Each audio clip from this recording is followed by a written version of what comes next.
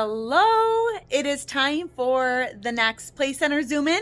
Today we are going to be taking a close look at our listening center.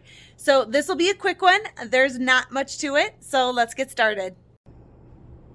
I want to start by showing you the big picture view. So you may have heard me say before that we have a pretty small classroom, so we have to make do with the space that we have. So you're going to notice this is my teacher space here, and I do have a little filing cabinet next to it, and this is where our listening center sits.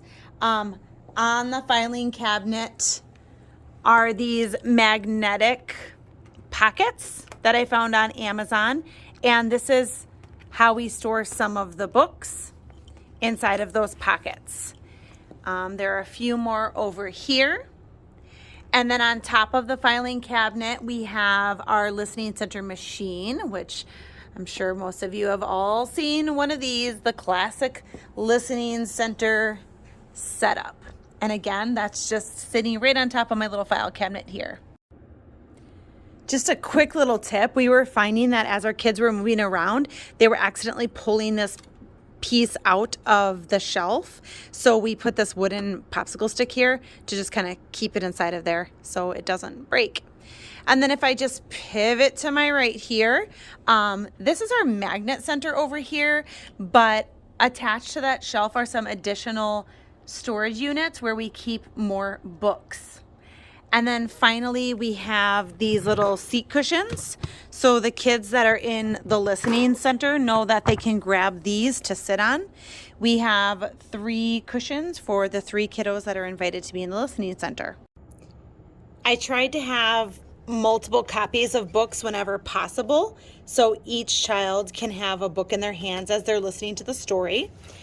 And then the CDs are stored inside of the front covers of the books.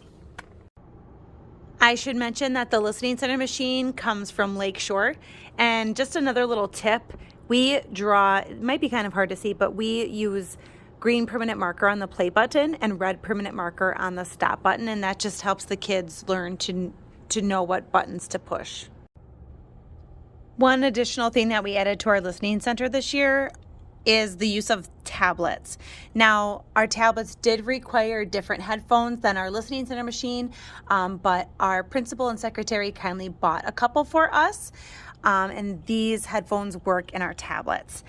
We use Epic. It's free for teachers if you're not familiar, and I love Epic because there are so many books to choose from, and you can make collections with the books that are just right for your kids. So you can see I'm in the collection section, and I only have books in these collections that are read to me books. And then I have them organized by theme. Colors, My Healthy Body, Fall, Easter, Farm, Animals, Butterflies, Community Workers. So if you click on a collection, it'll show only read to me books that I set up for my kids. And that is our listening center in a nutshell. If you happen to have any questions, feel free to drop them in the question box below, and I will get back to you as soon as I can.